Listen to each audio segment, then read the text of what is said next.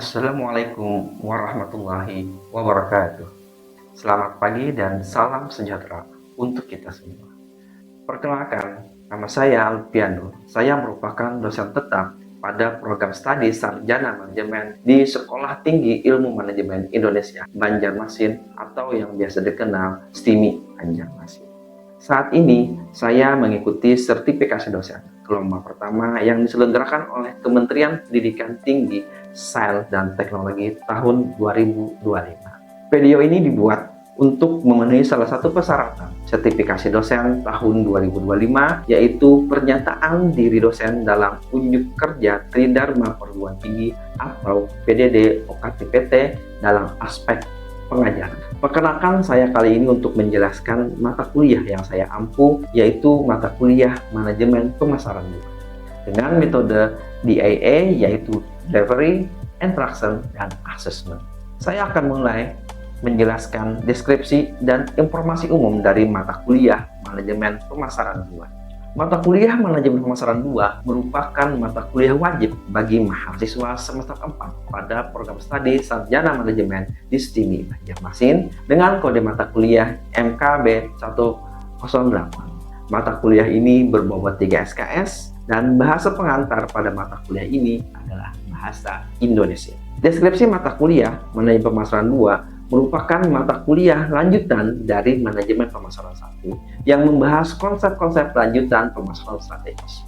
Mata kuliah ini menekankan pada strategi diferensiasi, segmentasi lanjutan, dan positioning produk atau jasa. Mahasiswa akan mendalami bauran pemasaran, analisis pasar, perilaku konsumen, serta persaingan bisnis guna merancang rencana pemasaran strategis. Penggunaan teknologi digital turut ditekankan untuk mendukung efektivitas strategi.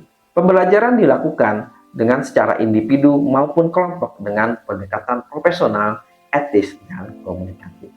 Perkuliahan Manajemen Pemasaran 2 dilaksanakan menggunakan blended learning, yaitu perpaduan antara pembelajaran sinkronus, yaitu pembelajaran tatap muka di kelas, ceramah interaktif, diskusi kelompok, dan project based learning. Dan perkuliahan asinkronus akan dilaksanakan melalui Google Classroom, di mana materi ajar, PD pembelajaran, dan penugasan diunggah sesuai dengan jadwal. Mata kuliah Manajemen Pemasaran 2 bertujuan untuk membekali mahasiswa dengan pemahaman lanjutan tentang pemasaran strategis, termasuk diferensiasi, segmentasi, positioning, bauran pemasaran, dan analisis pasar, serta kemampuan merancang strategi pemasaran yang efektif dengan dukungan teknologi digital secara profesional dan etis. Adapun capaian pembelajaran lulusan atau CPL program studi Sarjana Manajemen yang dibebankan pada mata kuliah ini, CPL 1 pengetahuan menguasai konsep teoritis manajemen secara umum dan dalam pada bidang pemasaran, mampu menyelesaikan masalah manajerial secara prosedural pada berbagai organisasi. CPL 2 keterampilan umum mampu menerapkan ilmu manajemen dan teknologi secara adaptif sesuai bidangnya. CPL 3 keterampilan khusus mampu menganalisis data untuk pengambilan keputusan dan memberi solusi secara mandiri. CPL 4 sikap religius, etis, menjunjung nilai kemanusiaan, peduli sosial, disiplin, serta berkontribusi bagi masyarakat dan negara. Untuk capaian pembelajaran mata kuliah atau CPMK yang diharapkan, yaitu CPMK 1, mahasiswa mampu menjelaskan konsep lanjutan manajemen pemasaran termasuk strategi diferensiasi, segmentasi pasar lanjutan, dan positioning produk atau jasa. CPMK 2, mahasiswa mampu menganalisis strategi bauran pemasaran atau marketing lanjutan seperti pengembangan produk baru, penetapan harga strategis, distribusi modern, dan promosi terpadu. CPMK 3, mahasiswa mampu mengevaluasi implementasi strategi pemasaran dalam konteks persaingan bisnis, perilaku konsumen, dan dinamika pasar. CPMK 4, mahasiswa mampu merancang rencana pemasaran strategis atau strategic marketing plan yang aplikatif berdasarkan hasil analisis situasi internal dan eksternal perusahaan. CPMK 5, Mahasiswa mampu menggunakan teknologi informasi dan alat digital marketing untuk menunjang efektivitas strategi pemasaran marketing. KPM ke-6, mahasiswa mampu menunjukkan sikap profesional, etis, komunikatif dalam menyusun serta menyajikan strategi pemasaran secara individu maupun kelompok. Materi perkuliahan yang akan dipelajari pada mata kuliah Manajemen Pemasaran 2 yaitu strategi diferensiasi produk, segmentasi pasar, strategi positioning sesuai dengan segmen, strategi pengembangan produk baru dan siklus hidup produk, penetapan harga berbasis nilai dan biaya, distribusi modern dan omnichannel, promosi terpadu dan media komunikasi pemasaran, analisis perilaku konsumen dalam keputusan pembelian, evaluasi strategi marketing, analisis SWOT dalam pemasaran, penyusunan rencana pemasaran strategis, implementasi rencana pemasaran, dan platform digital marketing, serta evaluasi efektivitas strategi digital marketing. Referensi yang digunakan beragam, diantaranya buku manajemen pemasaran dari Philip Kotler dan Leven Killer, prinsip-prinsip pemasaran dari Philip Kotler dan Armstrong, manajemen pemasaran jasa karangan Lambat Bupiadi, serta artikel-artikel hasil penelitian yang relevan dengan materi perkuliahan.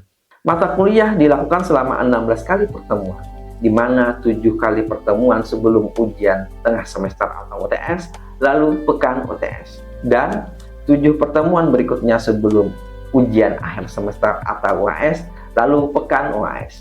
Metode pembelajaran yang digunakan bergantung dengan materi yang akan diajarkan, sesuai dengan materi perkuliahan yang akan dibahas, seperti ceramah interaktif, diskusi kelompok studi kasus, tugas individu, maupun kelompok. Kriteria penilaian dalam mata kuliah Manajemen Pemasaran 2 mencakup 5 komponen, yaitu keaktifan di kelas, baik secara verbal dan diskusi 10%, presentasi proyek 20%, tugas individu maupun kelompok 20%, ujian tengah semester dengan bobot 25%, UAS atau ujian akhir semester dengan bobot 25%. Penilaian dilakukan secara objektif dengan indikator ketepatan penguasaan materi, partisipasi aktif, dan kemampuan analisis dalam studi kasus. Saya menggunakan rubrik penilaian dengan jelas dan terukur, dan hasil evaluasi disampaikan kepada mahasiswa. Demikian informasi yang saya sampaikan mengenai mata kuliah Manajemen Pemasaran 2 untuk mahasiswa program studi Sarjana Manajemen STIMI Banjarmasin. Berikut proses pembelajaran yang saya laksanakan secara sinkronus tatap muka di ruang kelas. Selamat menyaksikan. Assalamualaikum warahmatullahi wabarakatuh. Selamat pagi. Bagaimana kabarnya hari ini? Alhamdulillah baik ya.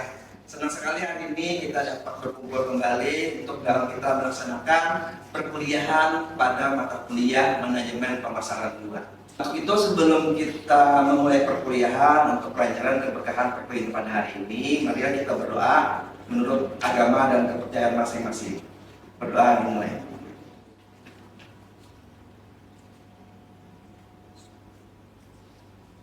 Berdoa selesai. Baik, ya, kita akan membahas tentang segmentasi pasar, demografis, geografis, dan perilaku. Nah, sebelumnya kita mempelajari tentang strategi diferensiasi, yang dimana strategi diferensiasi itu merupakan strategi pemasaran atau manajemen bisnis yang dimana membuat produk itu berbeda dari yang lain untuk keunggulan kompetitif. Sebelum kita memulai perkuliahan, ya, saya akan menyampaikan tujuan pembelajaran. Tujuan pembelajaran itu yang pertama adalah menjelaskan konsep segmentasi pasar. Yang kedua, bagaimana kita hari ini akan mengidentifikasi perbedaan antara segmentasi demografis, geografis, psikografis, dan perilaku. Yang ketiga, tujuan pembelajaran pada mata kuliah ini adalah menganalisis contoh segmentasi pada produk atau jasa yang kita. Yang keempat, yaitu adalah mengaplikasikan pemilihan segmen pasar secara tepat untuk strategi pemasaran.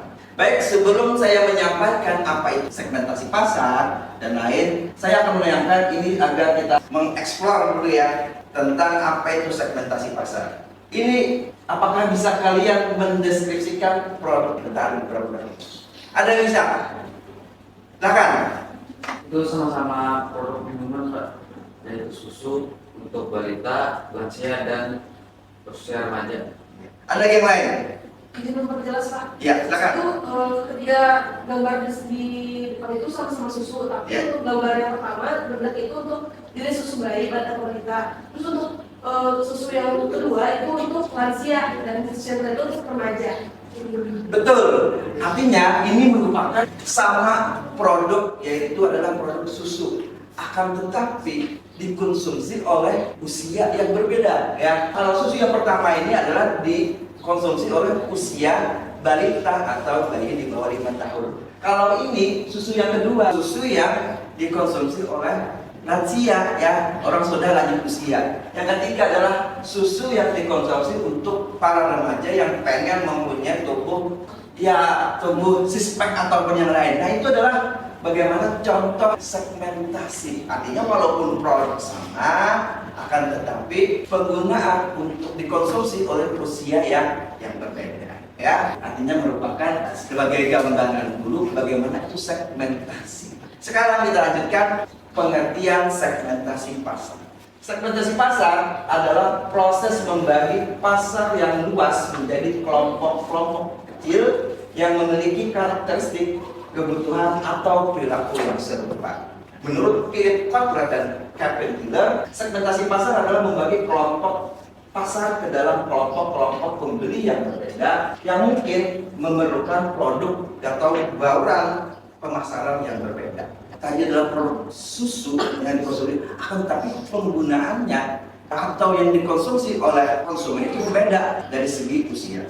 Selanjutnya ada beberapa jenis segmentasi pasar sesuai dengan judul materi perkuliahan kita pada hari ini, yaitu segmentasi demografis, segmentasi geografis, dan segmentasi psikografis serta segmentasi perilaku.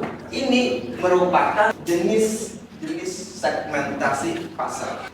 Saya jelaskan satu persatu. Yang pertama adalah segmentasi demografis. Segmentasi demografis adalah salah satu metode dalam pemasaran atau penelitian untuk mengelompokkan pasar atau responden berdasarkan karakteristik demografis. Tujuannya adalah agar strategi atau produk yang ditawarkan lebih tepat sasaran. Variabel umum dalam segmentasi demografis ini yang pertama ada usia, jenis kelamin, pendapatan, pendidikan, pekerjaan, agama, dan lain-lain. Seperti contoh yang sudah kita di awal saya sampaikan tadi. Misalkan ada sama satu produk, tadi produk sebuah susu, akan tetapi ternyata ini digunakan dan dikonsumsi oleh usia yang berbeda. Jadi tadi ada usia di bawah 5 tahun, usia lansia, remaja. Nah, itulah dimaksudkan dalam segmentasi pasar, dalam segmentasi demografis. Bisa pahami ya? Ya. Selanjutkan segmentasi yang kedua, segmentasi geografis adalah strategi pengelompokan pasar atau responden berdasarkan lokasi geografis mereka. Ini membantu perusahaan atau peneliti atau pemasar untuk menyesuaikan produk, layanan atau pendekatan komunikasi berdasarkan tempat tinggal atau aktivitas seseorang. Variabel yang umum di dalam segmentasi geografis ini adalah wilayah, iklim, kepadatan populasi, ukuran kota, dan bahasa atau budaya lokal. Misalkan di sini dengan di Eropa, kita beriklim tropis. Produk-produk yang laku misalkan ada minuman isotonik, pakaian berbahan tipis dan menyerap keringat seperti kaos dan lain-lain, bercetak sunblock atau dari produk kosmetik. Misalkan kalau ada yang daerah yang beriklim dingin atau subtropis, yang bisa laku itu ada tebak, yang pemanas ruangan, dan juga minuman hangat yang instan. Sekarang ada yang ditanyakan dari kedua segmen tadi yang sudah saya sampaikan tadi. Ada? Silakan tangan. Silakan. Setelah mendengarkan penjelasan dari Bapak, Ya. ada kebingungan dari turun. Pertanyaannya itu kenapa hampir setiap perusahaan itu sering menempatkan fokusnya lebih kepada segmentasi demografis daripada segmentasi yang lainnya, Bapak? Ya. Bagus, pertanyaan yang bagus dari saudara Abi, bahwa kenapa perusahaan itu lebih cenderung segmentasi geografis daripada segmentasi yang lain. Yang pertama adalah karena variabel umum ini adalah mudah didapatkan, seperti usia, jenis kelamin, pendapatan pendidikan, itu data yang mudah didapatkan para pelaku bisnis, para perusahaan, dan para pemasar, sehingga menjadi masukan untuk membuat produk itu sesuai dengan variabel umum yang pada demografis ini. Misalkan ada yang membuat produk sesuai dengan usianya, ada membuat produk yang sesuai dengan jenis kelaminnya, ada kan produk skincare yang buat untuk laki-laki, ada yang juga untuk perempuan, ya itu termasuk adalah segmentasi demografis, sehingga itulah menjadi salah satu perusahaan kenapa cenderung dia lebih memilih segmentasi demografis, karena data yang dari variabel umum itu mudah didapatkan. Bagus, pertanyaan lagi. Kalau kita lanjutkan ya, segmentasi psikografis.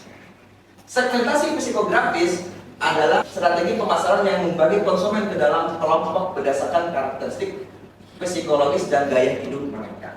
Segmentasi ini mencakup beberapa variabel seperti kepribadian, misalkan ada yang introvert, ada extrovert, ya kan? Yang sekarang yang sering kita istilah yang kita ketahui, ada juga ada konservatif dan terbuka. Yang kedua ada bagaimana gaya hidup, ada pola aktivitas sehari-hari, hobi, pekerjaan dan kebiasaan. Yang ketiga, bagaimana nilai dan keyakinan seperti kepedulian terhadap lingkungan atau etika kerja.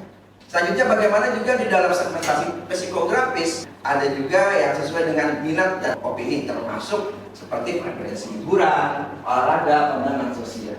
Dan selanjutnya itu bagaimana status sosial juga termasuk dalam segmentasi psikografis. Persepsi diri dalam struktur sosial sering dikaitkan dengan pendapatan atau pendidikan. Contoh, ini saya rasa fungsinya dan manfaatnya sama. Smartphone yang di atas sama untuk alat komunikasi. Smartphone yang di bawah ini juga sama merupakan alat komunikasi, juga sebagai alat transportasi. Sama, akan tetapi ketika ya gaya hidup dan status sosial yang berbeda, mereka pasti memilih dengan merek yang berbeda. Karena status sosial mereka itu berbeda, ya. Nah itulah yang dimaksud dengan yang seperti dicontohkan di dalam segmentasi psikografis. Selanjutnya adalah segmentasi perilaku. Segmentasi perilaku adalah strategi pemasaran yang membagi konsumen ke dalam kelompok berdasarkan pola perilaku mereka dalam berinteraksi produk atau layanan. Pendekatan umum dalam segmentasi perilaku yang pertama adalah perilaku pembelian. Perilaku pembelian itu sebagai seberapa sering konsumen membeli, bagaimana mereka membuat keputusan apa yang mempengaruhi pembelian mereka. Yang kedua adalah manfaat yang dicari. Konsumen dikelompokkan berdasarkan manfaat utama produk, misalnya kenyamanan, harga, dan kualitas. Yang ketiga adalah loyalitas pelanggan. Apakah mereka pelanggan setia atau pengguna baru atau mantan pelanggan? Bukan hanya mantan pacar, mantan pelanggan juga ada ya. Selanjutnya adalah waktu pembelian. Waktu pembelian berdasarkan momen tertentu seperti hari raya, ulang tahun, atau musim liburan. Saat ini kan sudah musim liburan. Mungkin saat menjelang tahun ajaran baru para sekolah itu banyak yang tokoh-tokoh dalam alat tulis kantor itu menyediakan buku-buku tulis yang sekarang makin banyak ya dijual mereka. Tadi cara tingkat penggunaan. Tingkat penggunaan dibedakan antara pengguna berat dan pengguna sedang dan ringan. Nah itu merupakan segmentasi perilaku. Contohnya di sini ada produk mie apa nih? Indomie ya, produk makanan dari merek Indomie. Ini apa?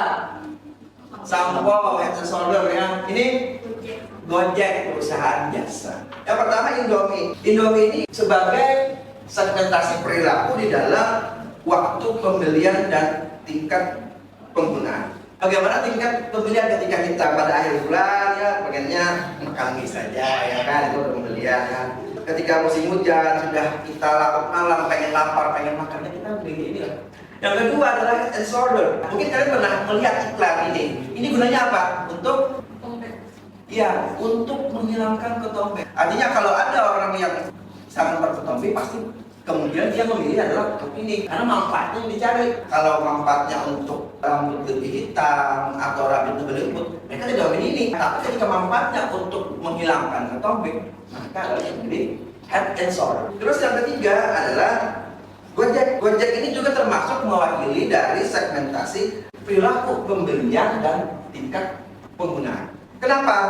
Karena misalnya kita yang bekerja tidak, misalkan dia bekerja dari pagi sampai sore, tidak sampai keluar, dan tidak ada waktu yang keluar, dan dia memilih dengan menggunakan produk jasa ini. Karena Gojek ini bukan hanya sebagai jasa untuk transportasi, akan tetapi juga jasa untuk pembelian makanan. Dia akan dibantu mereka membeli dan diantar ke tempat di mana kita berada. Saya sudah menjelaskan 4 dari segmentasi sesuai dengan materi kita pada hari ini. Ada yang pengen ditanyakan dari selanjutnya? Terima kasih Pak. Sebelumnya tadi sudah dijelaskan loh apa segmentasi. Jadi setiap segmentasi itu mempunyai problem yang berbeda-beda. Jadi apakah bisa satu produk itu mencakup kelas ditujukan untuk lebih dari satu segmen pasar sekaligus? Terima kasih. Terima kasih pertanyaan. Apakah tadi suatu produk itu bisa mewakili keempat segmentasi? Tentu bisa. Nanti akan saya selesaikan. Artinya dalam suatu produk bisa menjadi segmentasi berdasarkan segmentasi demografis, segmentasi geografis, segmentasi psikografis, dan juga segmentasi perilaku. Seperti yang saya contohkan berikut. Nah, ini merupakan sebuah contoh produk. Ada produk jasa dan juga ada produk makanan. Produk yang berikutnya adalah dari perusahaan McDonald ini. Secara demografis, ini bisa dikonsumsi oleh anak-anak, oleh remaja, keluarga muda, ataupun karyawan. Secara geografis, juga ada di kota besar dan menengah di Indonesia.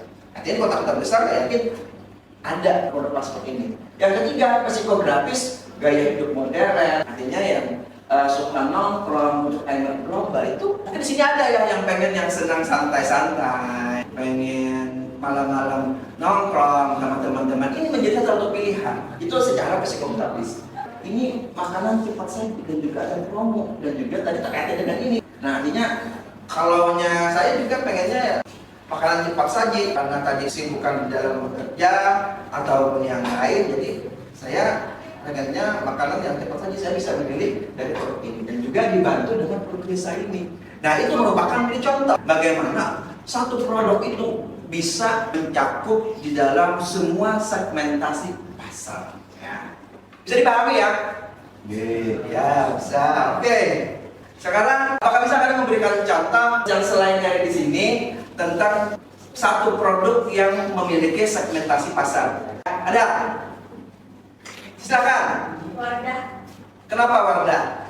Karena Wardah memiliki 4 segmentasi yang lebih berdasarkan mereka. Ya.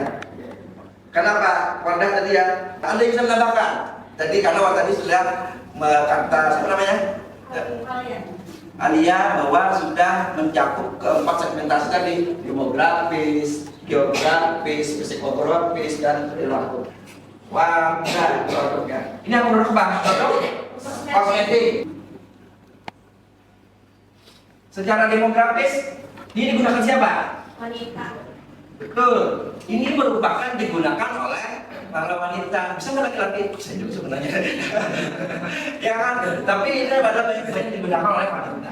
Secara geografis, seluruh geografis ini seluruh dari negara Indonesia boleh. Yang penting sesuai dengan yang dia pilih ya. Dan juga ada barang tadi. Seluruh Indonesia, terutama daerah dengan mayoritas muslim. Iya betul. Artinya bisa digunakan seluruh Indonesia. Dan juga adalah mayoritas adalah muslim ya, karena ini merupakan produk dari warna tadi. Selanjutnya adalah psikografis. Apa psikografisnya? Lebih terhadap rambutnya, Ya. ingin tampil natural dan religius. Iya betul. Artinya secara psikografis karena ini tadi produk dari muslim ya, artinya yang bermayoritas muslim itu cenderung memilih produk yang sudah jelas halal. Yang kedua tadi bagaimana? Iya natural tadi yang berwarna dengan yang natural. Yang terakhir tadi juga adalah religius ya, dari psikografis. Yang terakhir itu adalah perilaku. Nah, perilaku. Kenapa? Tadi perilaku. Hindari produk yang halal. Ya, yang pertama adalah menghindari produk non halal ya, karena banyak ya artinya produk-produk dari luar yang masuk ke Indonesia yang bisa kemungkinan tidak ada produk halal tadi. Yang kedua, brand loyal artinya kesetiaan seseorang yang sudah mempunyai yang sudah lama memakai produk ini, dia tetap loyal untuk menggunakan, ya setia di dalam produk tersebut. Loyal brand ya. Yang kedua adalah pembelian rutin. Karena pembelian rutin karena ini menjadi sebuah kebutuhan oleh para kaum wanita, ya kan, dengan untuk kegiatan sehari-hari yang pengen tampil yang natural, akan tetapi juga dia itu perlu juga namanya kosmetik tadi. Sudah bisa dipahami? Ya, kan sudah bisa paham bahwa artinya dalam suatu produk itu bisa dari beberapa segmentasi pasar. Ya. Ada segmentasi demografis, geografis, dan perilaku. Dan inilah yang menjadi seorang pemasar, perusahaan atau pelaku bisnis menjadi suatu strategi mereka di dalam mereka untuk keunggulan dari produk mereka. Terakhir, kesimpulan bahwa segmentasi pasar adalah strategi yang penting di dalam pemasaran untuk membagi pasar ke dalam kelompok-kelompok konsumen yang memiliki kebutuhan, memiliki karakteristik, memiliki dan perilaku yang serupa. Dengan segmentasi yang tepat, perusahaan dapat menyusun strategi pemasaran yang lebih efisien, tepat sasaran, dan mampu menciptakan lebih bagi pelanggan. Itulah yang kita pelajari, yang kita bahas hari ini tentang segmentasi pasar. Ya. Sebelum kita mengakhiri perkuliahan kita pada hari ini, ada salah satu tugas bagi masing-masing. Silahkan mencari berbagai sumber, carilah salah satu produk yang mencakup keempat segmentasi ini. Ya, segmentasi demografis, segmentasi geografis, segmentasi psikografis, dan segmentasi perilaku. Nanti tolong tugasnya dibuat dan nanti kita sampaikan, kita bahas pada minggu depan. Sudah dipahami? Baik, kalau tidak ada yang ditanyakan lagi, kita cukupkan dulu perkuliahan kita pada hari ini. Mohon maaf jika ada kekurangan dan saya akhiri. Assalamualaikum warahmatullahi wabarakatuh. Waalaikumsalam warahmatullahi wabarakatuh. Demikian deskripsi singkat serta cuplikan proses pembelajaran dari mata kuliah Manajemen Pemasaran 2 yang saya ampu. Semoga dapat memberikan gambaran mengenai kinerja pengajaran yang saya lakukan, khususnya di mata kuliah Manajemen Pemasaran 2 pada program studi Sarjana Manajemen di STIMI Banjarmasin. Saya mengucapkan terima kasih kepada seluruh tim penilai dan panitia penyelenggara sertifikasi dosen tahun 2025 Kementerian Pendidikan Tinggi, Sains dan Teknologi. Tidak lupa juga saya mengucapkan terima kasih kepada STIMI Banjarmasin, pimpinan, rekan sejawat dosen, dan mahasiswa. Demikian yang dapat saya sampaikan. Atas kekurangan dari saya, mohon maaf yang sebesar-besarnya. Dan saya akhiri dengan ucapan Assalamualaikum warahmatullahi wabarakatuh.